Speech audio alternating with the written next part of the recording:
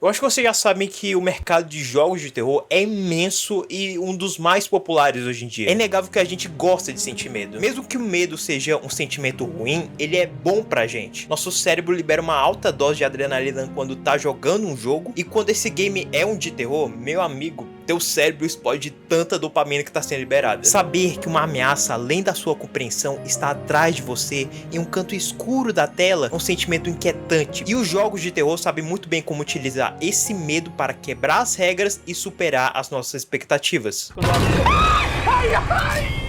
E com o passar do tempo, várias pessoas perceberam que aqueles jogos antigos que tinham uma certa dificuldade, seja pelos seus controles limitados da época, ou a maldita câmera fixa, que na real é o maior inimigo de todos os jogos de terror, todos eles tinham alguma coisa de especial. Silent Hill, Resident Evil, Haunting Ground, Fear, todos esses jogos se tornaram clássicos com o passar do tempo, e as pessoas passaram a recordar ainda mais das qualidades que eles tinham. Porque na real, o objetivo de um jogo de terror, em tese, é pra te dar medo, mas só dar medo não é o suficiente. É só você ver jogos como Outlast. Essa penca de jogos de corredor escuro e fugir de maníacos psicopatas dá um medo do caralho. Mas vamos combinar que o jogo é vazio. A inteligência artificial do jogo é facilmente superada com o tempo, os inimigos são genéricos, as perseguições se tornam entediantes, e além disso, que final horrível. E é claro que eu não posso exigir muito de Outlast, pois ele foi um jogo indie criado por uma dev muito limitada, que fez milagres com poucos recursos, claro. Mas o que eu quero dizer é que, como jogo de terror, Outlast e muitos outros jogos de terror da nova geração não entendem aquilo que faz o projeto se tornar tão bem relembrado quanto os projetos que eu mencionei. Assim, não existe fórmula secreta pra dar susto nas pessoas. Você simplesmente pode colocar uma penca de jumpscare, uns inimigos que dão medo, que tá aí, jogo de terror. Mas é aí que tá. Qual a graça disso? Do que adianta ficar horas e horas tomando sustos, sabendo que assim que você atravessa um corredor ou abre uma porta, tem um susto scriptado bem ali? E é isso que eu quero dizer, os jogos de terror estão ficando sem graça. Meu Deus, ele disse o título do vídeo. Mas antes de eu falar sobre isso, deixa eu me apresentar. Oi, aqui é o Lois e eu sou escritor. E antes de começar o vídeo, eu queria que você me seguisse nas redes sociais e desse uma olhada na página do meu livro de terror na Amazon. O nome dele é Somnium e fala sobre uma mulher em prisão domiciliar que está sofrendo de pesadelos mortais que atacam ela na vida real. E ela tem a impressão de que não são só pesadelos, e sim algo a mais está acontecendo com ela. Aí, se você quiser comprar mídia física sem pagar frete, é só você utilizar esse cupom que tá aparecendo aqui para você obter o frete grátis. Enfim, hoje eu quero te perguntar uma coisa bem importante. Você consegue ter medo disso? Ou isso aqui? Esses são os famosos jump scares, um artifício usado para dar susto em alguém através de um barulho bem alto junto com algo assustador aparecendo na tela. E quase todos os jogos de terror têm isso. Afinal, esse é o único jeito de dar susto em alguém. Ou será que não? Bem, antes de eu responder isso, deixa eu te fazer outra pergunta. Você sabe qual foi o primeiro jogo de terror já feito? Ele foi feito na época dos jogos arcades, quando a jogabilidade e os gráficos eram super limitados. E o nome dele era 3D Monster Maze, onde o seu objetivo era andar por um labirinto e fugir de uma certa ameaça. A principal característica desse jogo que marcou tanto foi a atmosfera. Quer dizer, imagina ser uma criança dos anos 80 jogando isso aqui totalmente sozinho no seu quarto de noite. Com certeza deve dar um cagaço. A sensação de não estar sozinho, de ter algo te perseguindo nesse labirinto confuso de pixels brilhantes e que parece quase infinito de tanto você virar os corredores e esperar que algo invada a sua tela, deve dar uma sensação ruim em você. E foi isso que as futuras desenvolvedoras de jogos extraíram desse jogo para assustar os jogadores. Eles entenderam que para assustar de verdade o jogador, você tinha que criar uma situação em que não podia escapar. E fugir de um monstro em um labirinto é só um dos milhares de exemplos de como as gerações futuras de jogos usaram o medo como uma forma de entretenimento. Bem, de qualquer forma, com os anos passando, os jogos evoluíram junto com os gráficos e a jogabilidade, aumentando cada vez mais a dificuldade que eles tinham. E é aí que chegamos nos dias atuais, com vários games assustadores sendo lançados todo ano, mas pelo menos 60% deles são esquecíveis. Eu sei que boa parte de vocês deve pensar que um bom jogo de terror tem que ser aquele que tem que te dar medo, mas não é só isso. Na verdade, só dar medo é uma das últimas coisas que um jogo de terror precisa pensar na hora do desenvolvimento. E sim, eu sei que isso parece um absurdo, mas deixa eu te explicar. Na época do PlayStation 1 e do PlayStation 2, por conta da potência dos seus consoles e dos seus hardwares, os desenvolvedores puderam criar experiências mais viscerais aos jogadores. Os gráficos 3D junto com a imersão de mundo que só aqueles consoles podiam proporcionar, foram responsáveis por criar experiências realmente à frente de seu tempo, com jogos inesquecíveis. E nessa época, o mercado de jogos de terror cresceu bastante, pois, diferente dos consoles anteriores, esses videogames davam mais imersão, com animações mais bem feitas e gráficos que eram de encher os olhos. E foi nessa época que surgiu uma das maiores obras-primas dos jogos de terror, que é Silent Hill 2.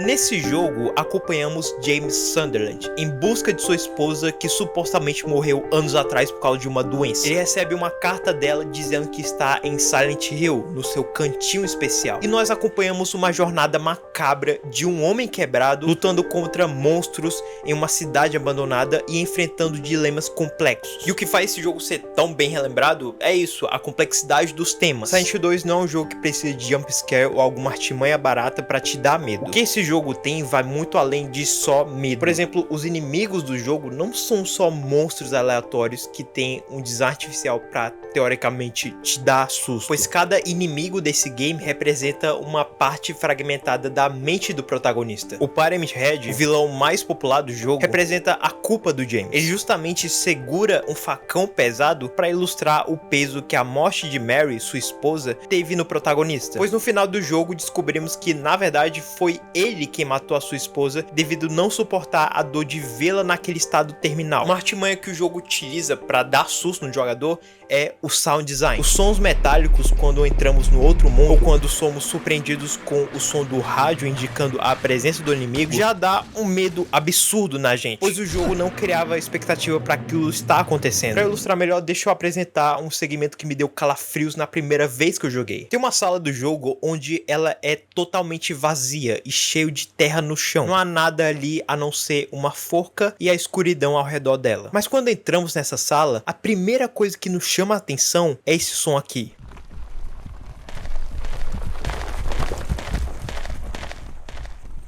É como se alguém ou alguma coisa estivesse ali, pronta para se revelar a qualquer momento. Mas quando saímos dessa sala, percebemos que nada aconteceu. Então, o jogo teoricamente te enganou.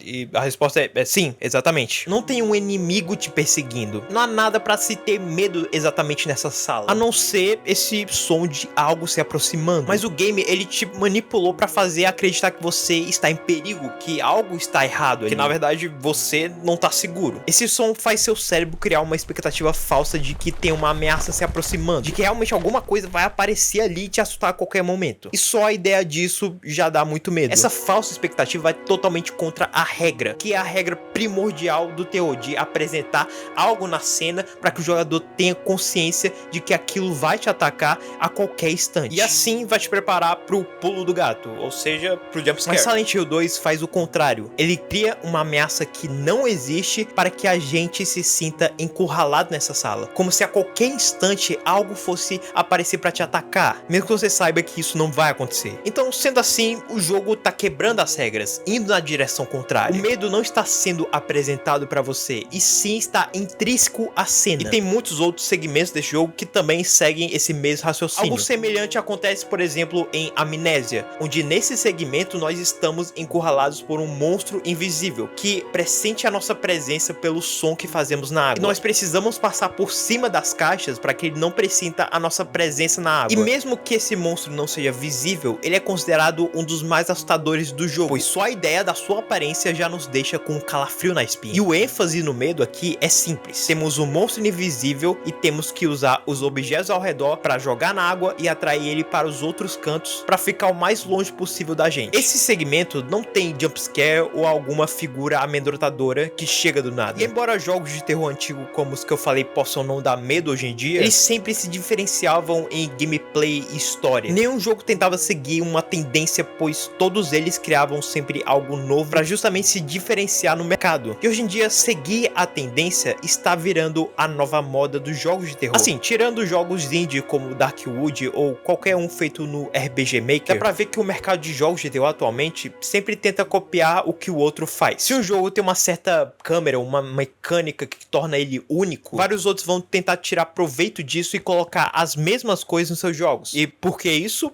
Porque é mais fácil. E assim, não são todos os jogos que caem nessa mesmice. Algumas franquias conseguiram sobressair a tendência a criar uma coisa nova com uma equipe criativa. Os remakes de Resident Evil estão aí pra provar isso. Mas de novo, a Capcom não criou algo de novo com a história desses games. Eles apenas utilizaram a mesma narrativa para novos moldes, com gráficos melhores e uma gameplay mais convencional. Mas por causa disso, outras empresas também tiveram a audácia de anunciarem novos remakes de jogos de terror antigos. Alguns funcionaram, outros não, e mais pra frente veremos se outros anunciados irão prestar mesmo. E por que fizeram isso? Isso mesmo, pra seguir a tendência da vez. Você tá vendo onde eu tô querendo chegar? Os jogos de terror não estão tentando se diferenciar, eles apenas estão criando tendências para que outras desenvolvedoras copiem as mesmas mecânicas e ideias. E assim, não é que isso torne os jogos ruins. Nós vemos dezenas de jogos parecidos que são muito bons e divertidos de jogar. Só que jogar as mesmas coisas parecidas se torna entediante. Você não vai jogar um novo jogo de terror pra ter a mesma experiência que você teve há algum tempo atrás. Você vai atrás de um novo jogo de terror para justamente ter uma nova experiência que se diferencie dos outros jogos que você andou jogando. Por exemplo, quantas vezes você vê um jogo em que você precisa fugir de um stalker? Vários, não é? Em Alien Isolation você foge do xenomorfo, em Outlast você foge do Chris Walker, em Resident Evil 8 você foge de uma vampira milf. Pera, o quê? Enfim, essa tendência de colocar inimigos te perseguindo só começou porque alguns jogos, como Resident Evil 2 Remake e Alien, reviveram essa experiência de ter um inimigo específico te perseguindo. E o que isso ocasionou? Simples, uma saturação dessa artimanha. Pois ter alguém te perseguindo o jogo todo não tem mais graça. Todos os jogos tentam fazer seu próprio Mr. X e falham miseravelmente. Sinceramente, eu acho que isso é culpa nossa. Pois a frase "jogos antigos eram melhores" foi levado muito ao pé da letra pelas desenvolvedoras, que utilizam essa frase como uma artimanha para fazer dinheiro na sua nostalgia. E assim, não é como se os desenvolvedores estejam perdendo a mão nos últimos anos. Jogos como Resident Evil 4, Alien Isolation, Dead Space mostraram que tem como fazer algo bom mesmo usando as mesmas tendências de qualquer survival horror por aí. Cada jogo desse não é igual por natureza, mas se assemelha por uma certa marca do gênero. Ou seja, como qualquer survival horror por aí, você vai poder lutar contra seus inimigos, mas vai utilizar recursos escassos, o que vai te dar dificuldade para poupar itens e também vai ser obrigado a explorar, a fim de achar mais itens, achar puzzles para resolver e mais ameaças a enfrentar, uma mais difícil e complicada que a outra. Mas uma das coisas que tem tornado esse gênero tão previsível nos últimos anos é a ação. Esse é um tópico muito debatido entre os jogadores, se a ação realmente atrapalha ou melhora a experiência de um jogo de terror. Mas não importa muito se isso distancia o jogador ou não, a questão é que funciona, você queira ou não. O Shinji Mikami, o criador de franquias famosas como Resident Evil e Dino Crisis, disse em uma entrevista que o survival horror ganhou mais ação nos últimos anos, e o motivo disso era a jogabilidade. Como ele mesmo disse, acho que eles só querem deixar os jogos mais divertidos, e se chegam cada vez mais perto disso, naturalmente irão na direção da ação. É como eu disse no começo do vídeo, dar medo não é o suficiente, pois você precisa manter as pessoas vidradas na tela através da jogabilidade. E enquanto tem jogos que conseguem trazer um equilíbrio nesses dois aspectos de te dar medo e encher o jogo de ação, outros falham miseravelmente e são marcados para sempre como jogos de terror ruim que não conseguiram dar uma boa experiência para os jogadores. Mas e quando o jogo consegue te dar medo e divertir o jogador?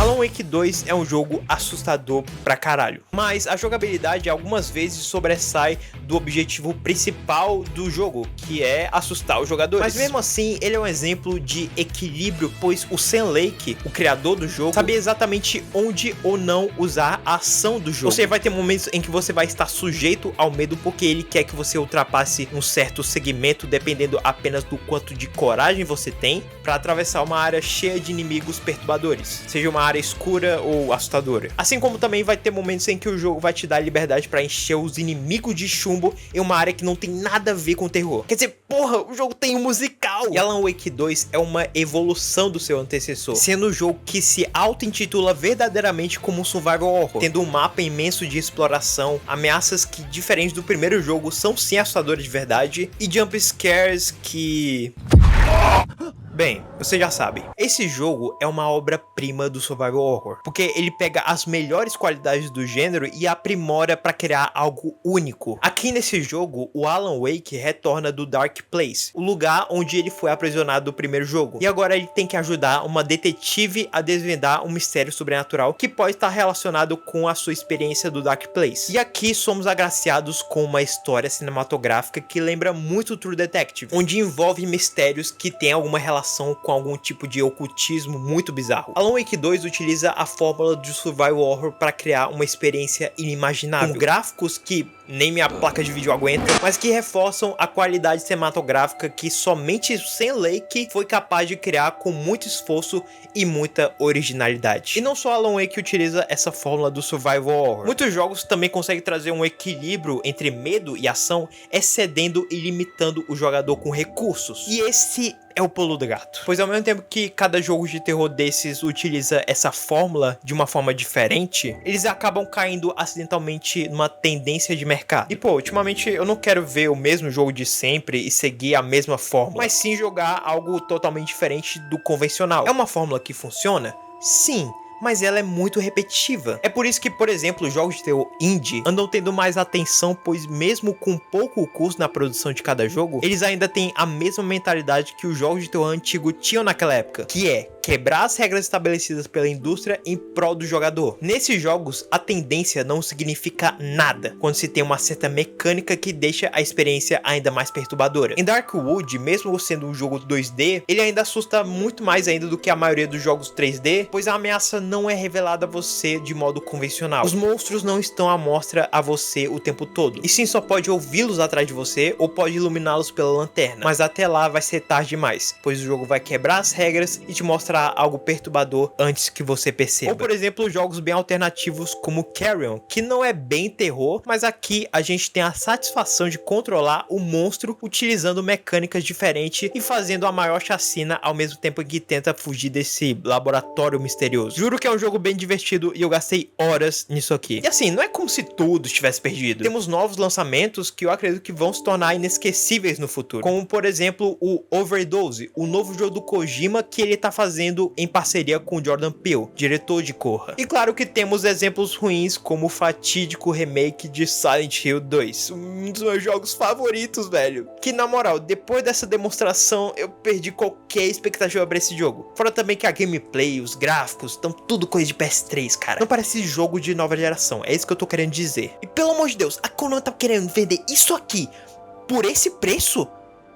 Porra! Enfim, o importante é que só o tempo irá dizer se essa nova geração de jogos está indo para um caminho bom. Porque se tem uma coisa que eu não quero no futuro, é jogar o mesmo jogo de fugir de monstro assador no corredor. Eu quero ver coisas novas nesse mercado, ter novas experiências. Jogos como Alan Wake 2 me deram essa sensação e eu espero que futuramente outros jogos também me deem. Mas é isso, eu espero que vocês tenham gostado do vídeo. Por favor, comenta aqui embaixo se vocês concordam com a minha opinião ou se vocês não concordam também. Não se esqueça de passar no link do meu livro que tá aí nos comentários. E também não se esqueça de se inscrever para saltar com mais frequência por aqui. É isso, muito obrigado e lembrem-se, não esqueça de apagar as luzes bem rápido quando for dormir.